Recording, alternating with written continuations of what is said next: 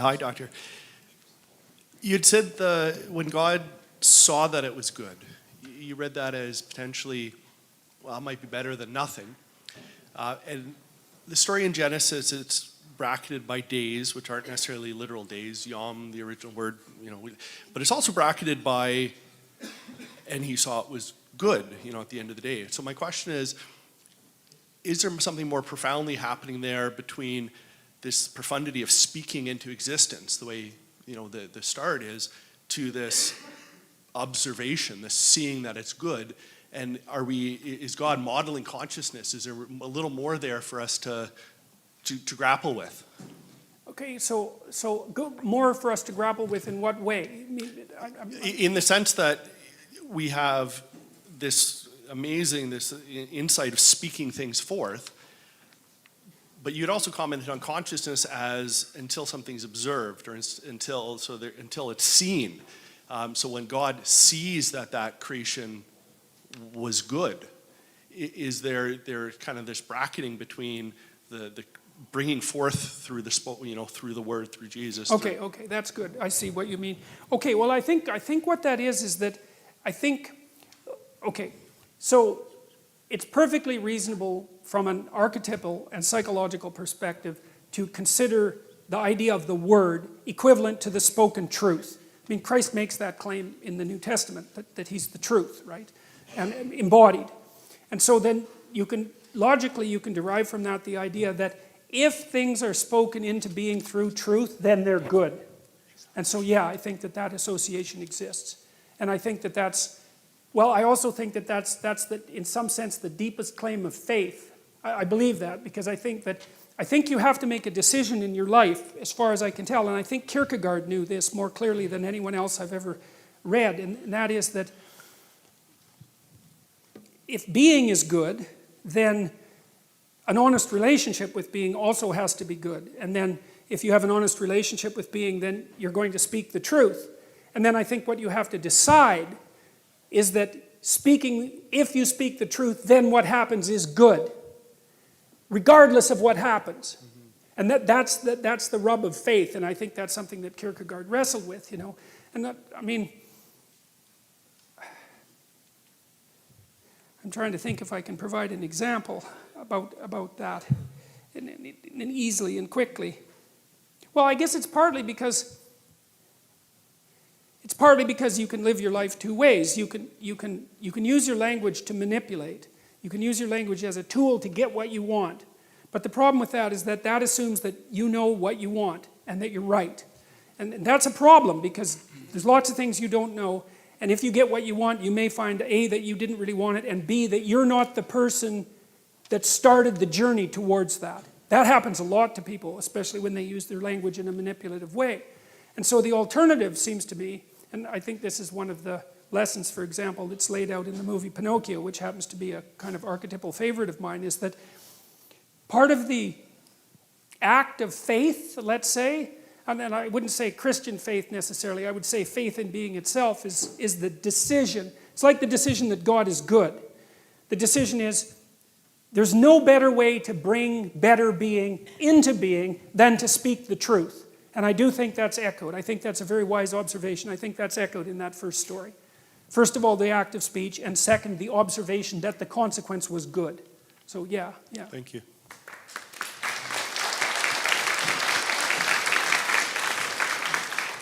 Good morning, Citizen Peterson.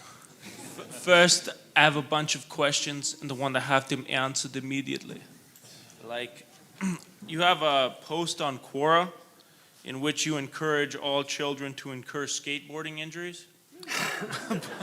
but also stated in this post, you wrote that, do not try to rescue someone who does not want to be rescued, and be very careful about rescuing someone who does.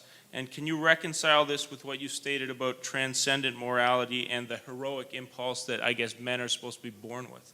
Okay. So, well, the skateboarding question is, I have a book coming out in 2018 called 12 Rules for Life, An Antidote to Chaos. And one of the chapters in there is from that Quora posting, and it's called Don't Bother Children When They're Skateboarding. it's sort of associated with what I had said earlier about parkour, for example, is that, kids need to go out and push themselves against danger, because that's what life is pushing yourself against danger. And when you see kids doing things that are dangerous but spectacular, then you kind of have a moral obligation to back the hell off and let them experiment with their own mortality, because you can't keep them safe. The best thing you can do is make them able and courageous. And I would say that that's a more difficult lesson, generally speaking, for mothers to learn than for fathers to learn, and that was Freud's fundamental observation, but it's absolutely crucial. And so I've seen kids do, you can obviously be a fool on a skateboard, although the distinction between being a fool and developing yourself is not as clear as people might like to imagine. And when kids are out there with no helmet and doing dangerous things, it's like there's a part of me that of course is very worried about it, but there's another part of me that admires it very much, because they're practicing what they need to practice in order to cope with the world. Okay, so there's that. Now, the other one was rescuing people. Yeah.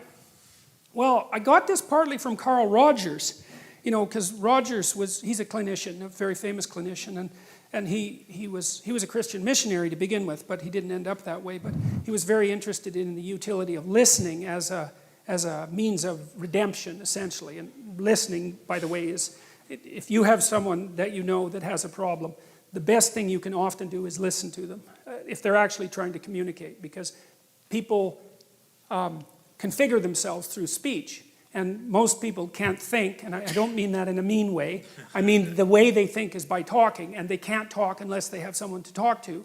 And it's partly because they're bouncing the idea off them and seeing if it makes sense and seeing how the person responds. So listening is a great thing. But Rogers was also interested in the preconditions for having a redemptive relationship, and that could be a therapeutic relationship or an intimate relationship. And one of the things he claimed was that unless the person was aiming upward, there was nothing you could do about it. And that seemed to be associated with this idea of that initial choice, say, between good and evil. See, once someone comes to therapy, they've already done something. They've already said, I have a problem, conceivably I could fix it, and I need to do something about it. And then, so half the work is already done by the time they show up, because they've already said, well, things aren't as good as they could be, and I could do something about it. The question is, can you do anything about someone who isn't at that state? And my observation, and this is Roger's observation as well, is that you can't. I think you can serve by example, but until the person has decided on their own that they're wrong, and that's why they're suffering, that there's something wrong about what they're doing, and that they want to fix it, I think that even trying to hammer against that often makes it worse. So, and I know that Solzhenitsyn, when he was talking about the communist ideologues, the really hardcore communist ideologues that were eaten up by the Gulag Archipelago system, sort of devoured by their own, he saw the same thing, was that until they were willing to admit that something was wrong with the manner in which they had construed the world, that it had resulted in their own demise, that there was actually no way of communicating with them. They're in kind of an authoritarian bubble. And so I don't think that... So even if you orient yourself as an archetypal hero, there's no way you can get through that barrier that Well, I think that that's part of the issue of free will. I do not think that people can learn unless they admit that they're wrong. There's this play, The Cocktail Hour by T.S. Eliot, and he has this woman in the play, and she comes up to a psychiatrist and she says, just in the course of casual conversation, she says, I really hope there's something wrong with me. And of course the psychiatrist is a bit taken aback by that, and he says, well, why in the world would you hope such a thing? And she says something like, well, like, I'm suffering, man, things are not good for me, I'm having a dreadful time of it, and as far as I can tell, there's only two possibilities.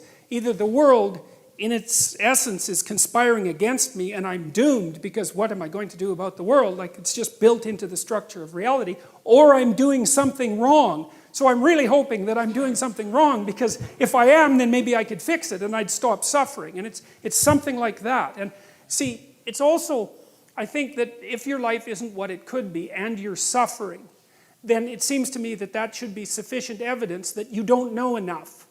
And if that isn't sufficient evidence that you don't know enough, then I don't know how anyone else could provide you with that evidence. And so I'm going to leave it at that. This is psychological rescue, not like rescuing someone who's drowning, for example? Mm. Yes, you can rescue people when they're drowning even if they don't want you Perfect. to. I'll tell you something about that though. Something interesting about that, and that's relevant, is that, you know, I don't know how many of you know how you rescue someone who's drowning. You do it like this, right? You come to them like this, and you push them away with your foot. If they're, I'm telling you, that's what you do if you're a lifeguard, because if they're panicking and they grab you, you both drown. And that's stupid, because then you both drown, right? And so, and that's a really good way, that's a really good metaphor for trying to help someone too. It's like, when people are in real trouble, you know, some of it's they're confused and some of it is that their life has collapsed around them and there's some malevolence there and there's some desire for vengeance. It's just like one dangerous mess. And if you're going to wade in there unprepared, the probability that they're going to take you down compared to you elevating them is very, very high.